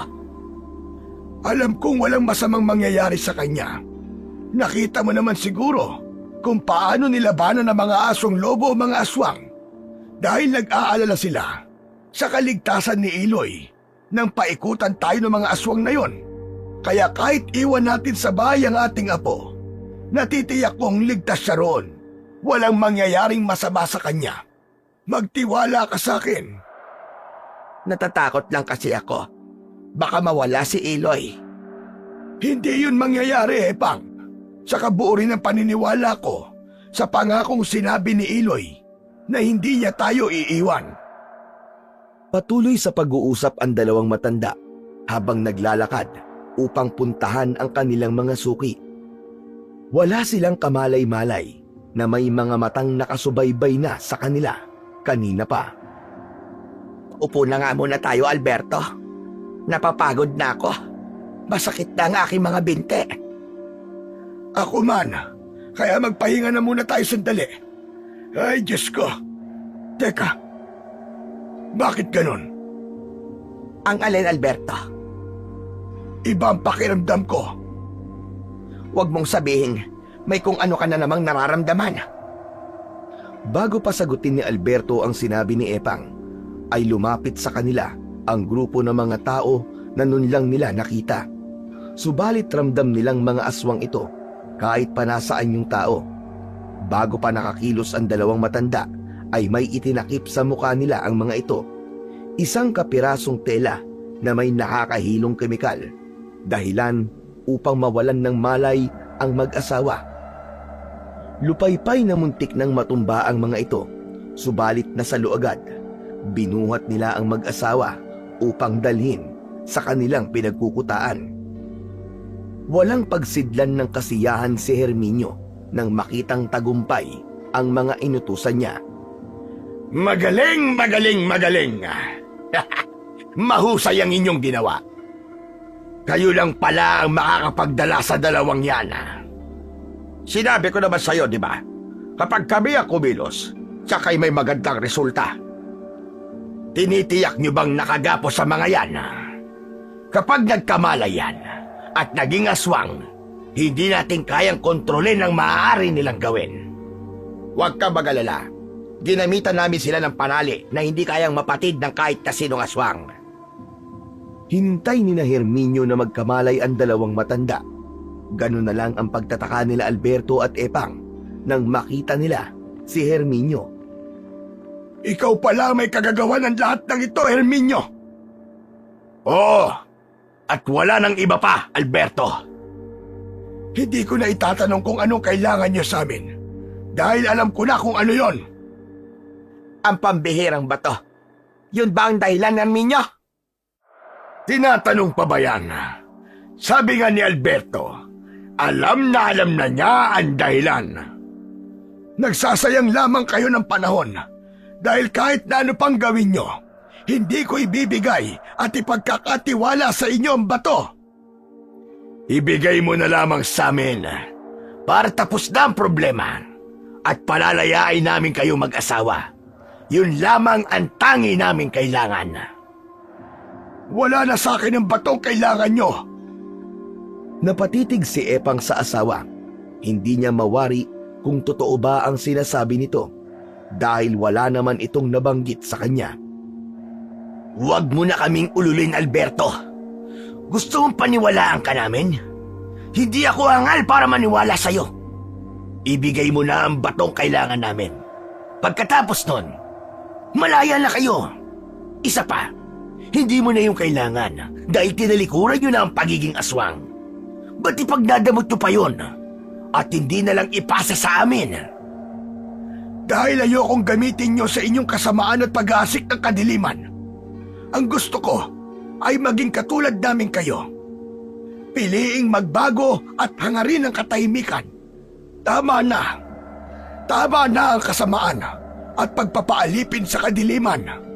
May panahon pa para magbago at maging mabuti at normal na tao.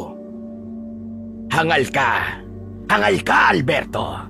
Kahit minsan, hindi pumasok sa utak namin ang sinasabi mo.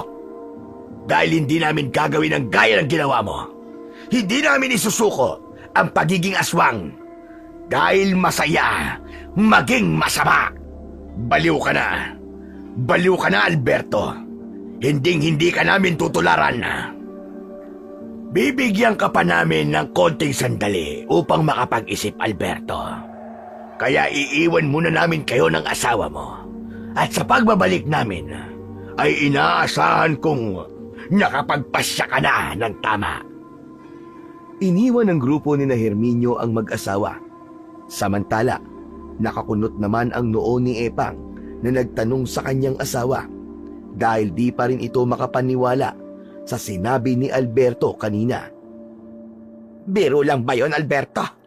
Na sinabi mong wala sa'yo ang hinahanap nilang bato?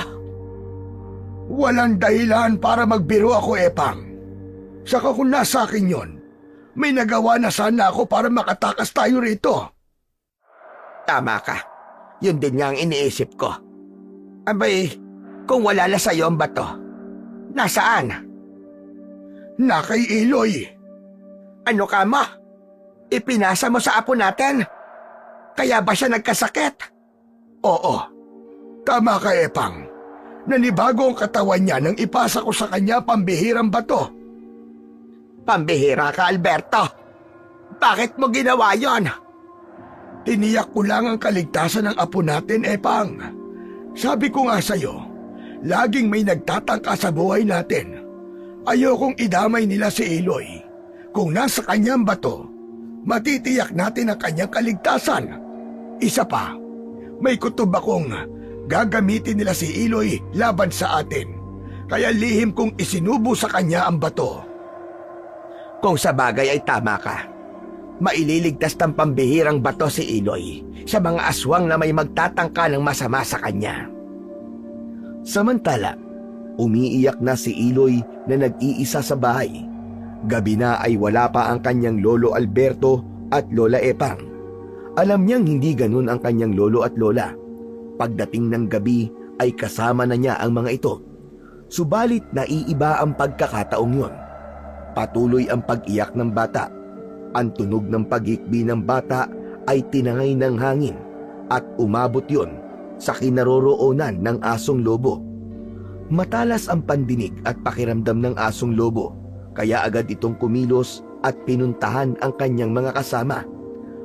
Bababa sila ng kapatagan para alamin ang kalagayan ni Iloy. Ilang sandali pa ay nagtipon-tipon na ang grupo ng asong lobo na magkakasamang bumaba sa kapatagan. Iisang lugar ang kanilang direksyon at yun ay doon sa tinitirahan ni na Iloy. Pagkarating ng mga asong lobo sa tirahan ni na Iloy ay nagbantay ang mga hayop at pumaikot sa bahay. Pumasok sa loob ng bahay ang asong lobo na nagpalaki kay Iloy. Ganun na lang ang kasiyahan ng bata nang makita uli si Ahu. Awu! Awu! Sinabi ko na nga ba't babalik kayo? Lumikha ng tunog ang asong lobo na tila nakikipag-usap kay Iloy. Nagpatuloy naman sa kanyang sinasabi ang bata. Awu, wala sina lolo at lola. Kinakabahan ako. Baka kung napano na sila. Baka may ginawa na sa kanila mga aswang. Yung mga nakalaban nyo. Sila ang mga aswang na may masamang plano kina Lolo Alberto. Awu, tulungan mo ako. Hanapin natin sila lolo at lola. Baka kailangan nila ang tulong natin. Kumahol ang asong lobo bilang pagpayag sa ibig mangyari ni Iloy. Saka umalulong din ito bilang pagbibigay ng hudyat sa mga kasama nito. Hindi pa rin nalilimot ni Iloy ang kanyang dating ginagawa nung nasa gubat pa siya. Kaya sumakay ito sa likod ng asong lobo. Mas malaki na nga lang si Iloy ngayon, pero kayang-kaya pa rin ng hayop. Mahigpit na humawak ang bata sa leeg ng asong lobo at pagkadakay tumakbo na ito upang hanapin ang kanyang lolo at lola. Nakasunod naman sa kanila ang grupo ng mga asong lobo. Handa nilang hanapin ang kinaroroonan ng dalawang matanda.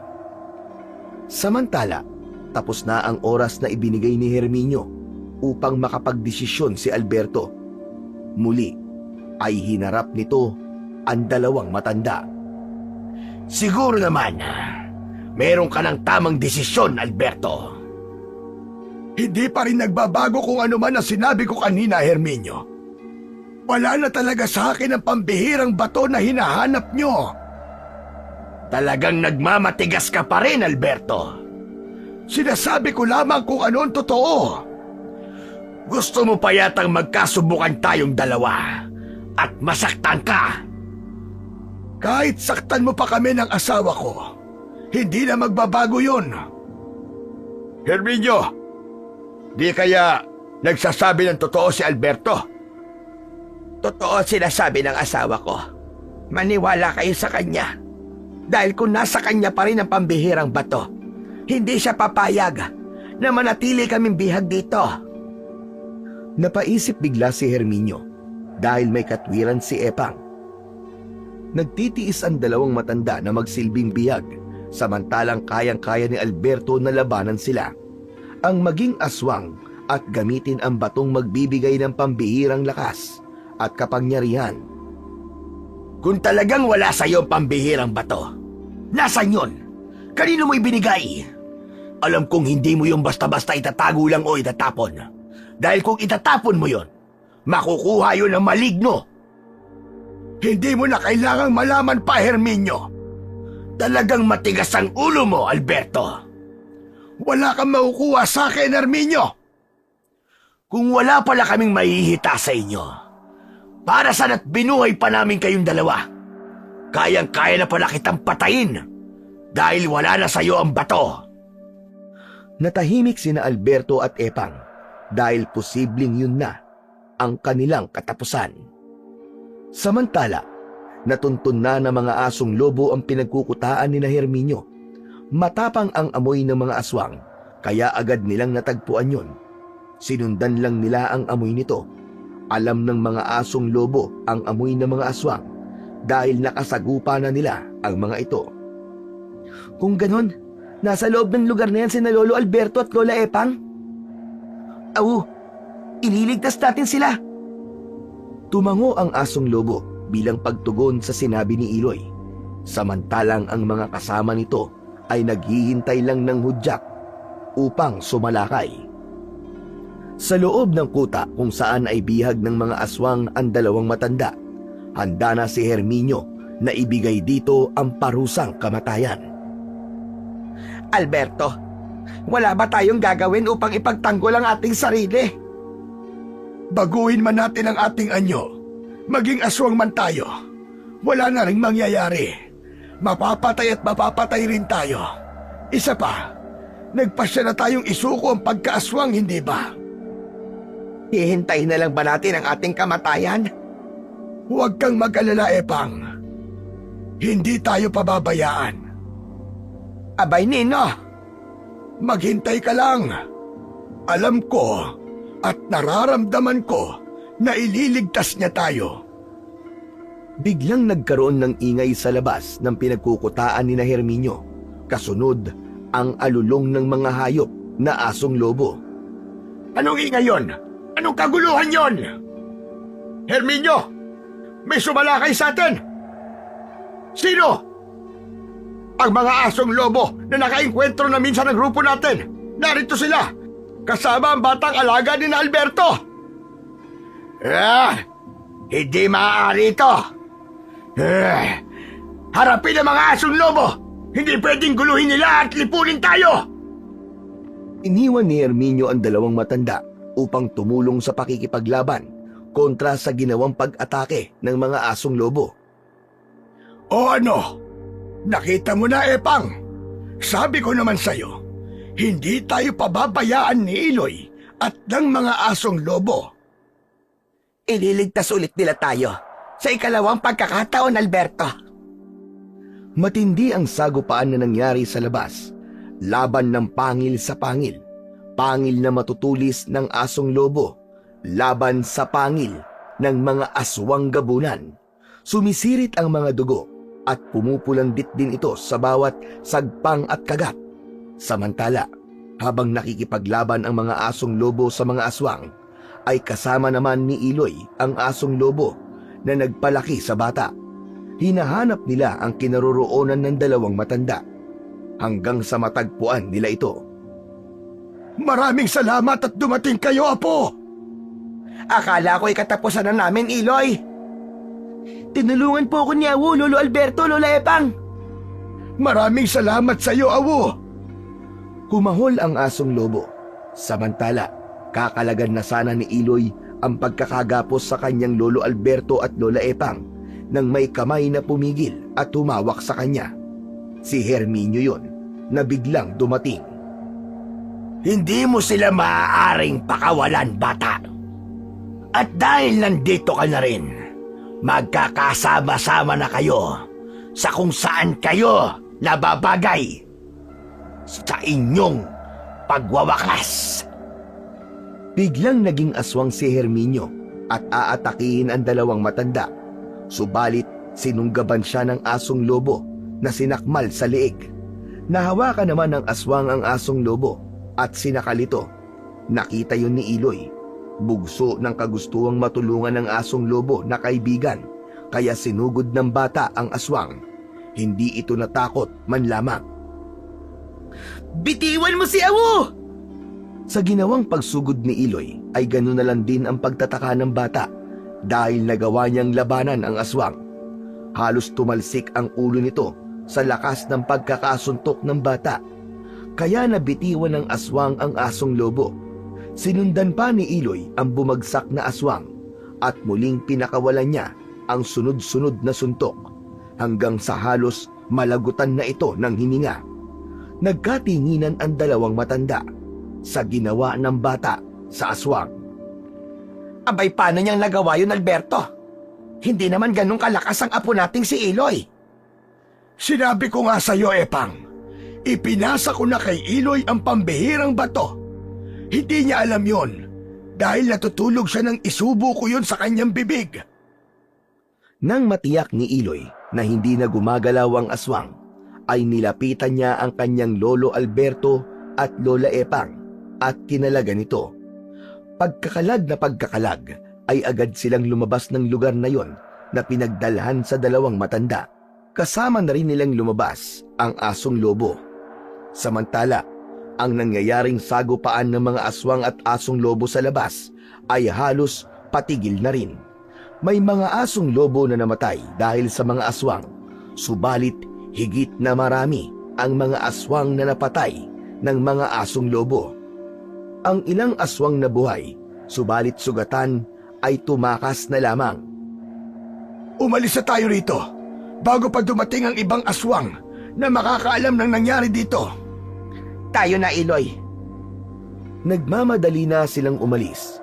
Lumikha na rin ng alulong ang asong lobo bilang senyas sa mga kasamang hayop na dapat na nilang iwan ang lugar. Binagtas nila ang may kadilimang lugar, papauwi sa bahay ni na Alberto. Nang nasa lugar na sila malapit sa daan patungo sa kagubatan, ay huminto roon ang mga asong lobo. Dito na ba kayo, awo? Kumahol ang hayop sa tanong ni Iloy. Iiwan na namin kayo dito, awo. At muli, maraming salamat sa inyo. Hinding-hindi namin malilimutan ang mga ginawa nyo. Niyakap ni Iloy ang asong lobo. Alam ko magkikita pa ulit tayo, awo. Hindi ito ang huli nating pagsasama. Alam ko yun. Emosyonal para sa asong lobo ang pangyayaring yun dahil muli niyang iiwan si Iloy. Subalit kailangan yun ang mangyari. Lumakad na ang mga hayop papasok ng gubat habang nakamasid ang dalawang matanda at si Iloy. Subalit ganun na lamang ang gulat nila nang mula sa bukana ng gubat na papasukan ng mga asong lobo ay lumitaw ang isang nilalang, isang napakagandang engkantada. Sa aking ginawang paggambala sa inyo. Sa paglitaw ng engkantada ay mapapansin na kakaiba ang reaksyon at pagkagulat ng asong lobo. Naroon ang kasiyahan.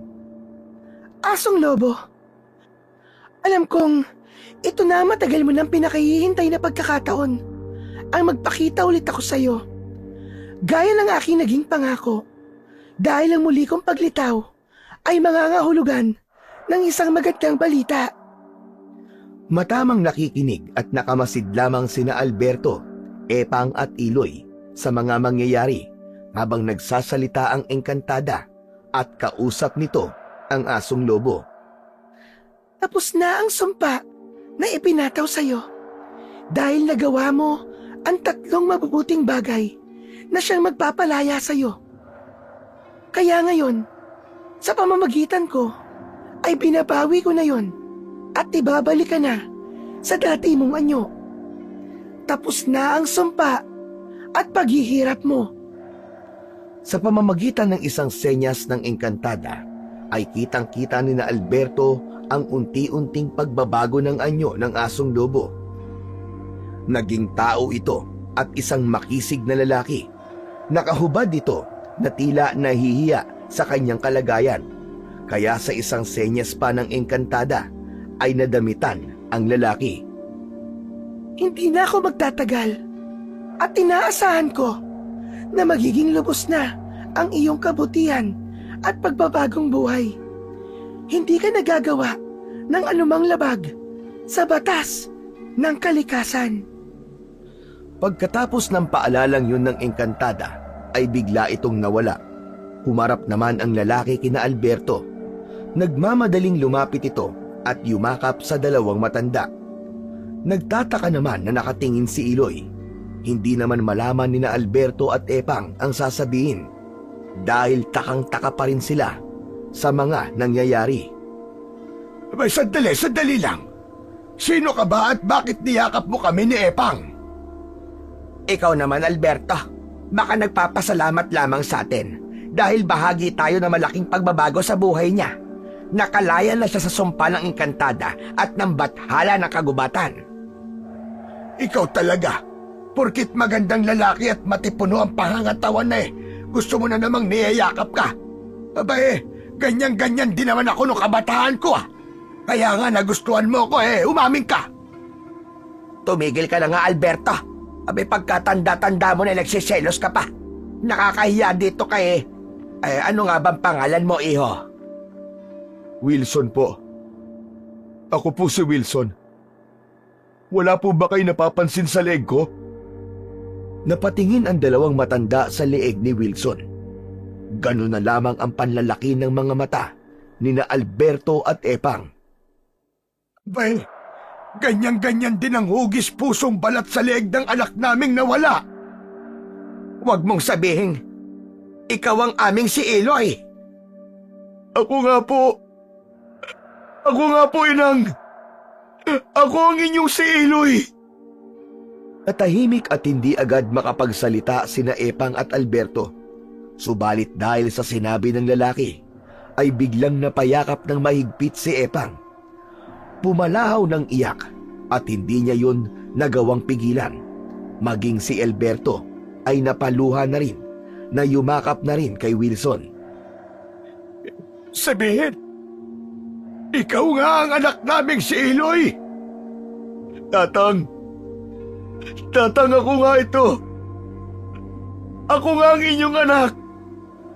Nang mga pagkakataong yon, ay nakamasid lamang ang batang si Eloy. Pilit niyang inuunawa ang mga nangyayari. Ang lalaking kaharap niya ngayon, nakapangalan niya ang tunay na si Eloy, na pinanggalingan ng pangalang ibinigay sa kanya ng kanyang lolo Alberto at lola Epang. Dahil pala isipan ang mga pangyayari, kaya ikinuwento ni Wilson ang dahilan ng kanyang pagkawala, kung bakit nawalay siya sa kanyang mga magulang at kung paano siya naging asong lobo. Gaya ng pagkakaalam ni na Alberto at Epang, ay dinukot na mga aswang na nais magiganti sa kanila ang kanilang anak na si Eloy na nasa 6 na taong gulang pa noon. Pinagtangkaan siyang patayin ng mga aswang, subalit nakatakas siya hanggang sa may ibang taong nag-ampon sa kanya.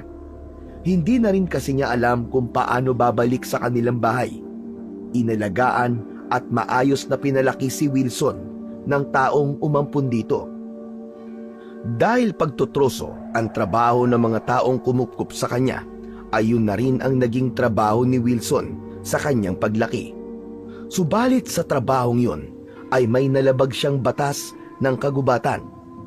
Dahil sa walang habas na pumuputol na mga puno, kahit mga batang puno ay pinuputol nila.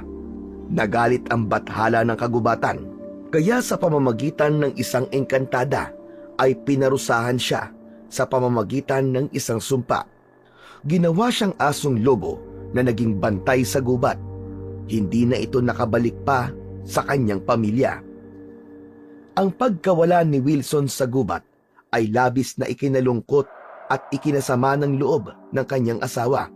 Kaya kahit nag-iisa ay nagtungo ito sa gubat upang hanapin ang asawa na noon ay isa ng asong lobo. Nang mga panahong yun ay nagdadalang tao at halos kabuwanan na ng asawa ni Wilson. Dahil nag-iisa lang na nagpunta sa gubat ang babae, ay napaanak ito ng dahil sa pagod. Kaya nga lang ay binawian ng buhay sa panganganak ang babae. Nakita ni Wilson na noon ay nasa anyo ng asong lobo ang naging paghihirap ng kanyang asawa. Kaya ang anak nila na isinilang ng kanyang asawa ay siya niyang inalagaan. Ang batang yon ay ang kasama nila ngayon na si Eloy. Sa pagtatapos ng kwento ni Wilson tungkol sa mga pangyayari sa buhay niya, ay umaagos ang luha sa kanyang mga mata.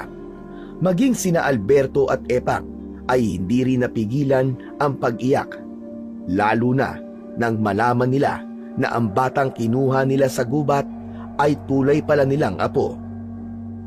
Inang, tatang, nung nasa gubat kayo, alam ko nang kayo ang aking mga magulang. Kaya lang, hindi ko alam kung anong gagawin ko. Dahil isa akong asong lobo. Kaya pala, ganun na lang ang pagtataka namin dahil naging napakabait sa amin ng asong lobo. Yung pala'y, ikaw ang anak namin na inilayo sa amin. Iloy anak, siguro ngayon ay nauunawaan mo na ang lahat. Opo. Kayo po pala ang tatay ko. Si Awu. Oo anak, tama ka. Tama ka anak. Ako nga si Awu. Ako ang tatay mo. Niyakap ni Wilson ng mahigpit si Iloy. Sila naman ay ang totoo mong lolo at lola. Kaya pala, ganun na lamang ang gaan ng loob ko sa batang yan ang una kong makita. At hindi ako pumayag na hindi namin siya isasama sa pagbabalik namin sa kapatagan. Dati pa'y may lukso ka na ng dugo, Alberto. Kaya siguro ay ganun din ang naging desisyon mo. Ipinahintulot ng may kapal na magtungo tayo sa gubat dahil naroon ang sagot sa lahat ng mga tanong at pinagdadaanan natin. Napakaganda ng plano sa atin na may kapal. Ito ang regalo niya sa atin, Epang. Dahil sa desisyon natin na magbagong buhay at talikuran ng ating dating masasamang gawain at pagkatao. Tama ka. Kahit naging mahirap, ay dinala niya tayo sa tama para ibigay ang hinahanap nating kapayapaan at katahimikan. Hindi lang tayong dalawa at kasama pa ang ating anak at apo. Hindi natin nakalain na mangyayari ito sa atin, Alberto. Oo, Epang, at masayang masaya ako. Wala na akong mahihiling pa sa regalong ito sa atin ng may kapal. Magkakasama na silang lumakad upang umuwi na, upang ipagpatuloy din ang ipinangako nilang pagbabagong buhay. Ngayon nga ay kasama pa ni na Alberto at Epang ang kanyang pamilya, kaya mas magiging makahulugan ang kapayapaan at katahimikang inaasam-asam nila. Hindi madali upang makuha natin ang kapayapaan at katahimikan na lagi nating hinahangad. Subalit ang lahat ng ito ay magsisimula sa pagbabagong buhay. Iwanan ang mali at yakapin ang paggawa ng tama. Dahil ang tunay na kapayapaan at katahimikan ng isipan ay nasa paggawa ng kabutihan.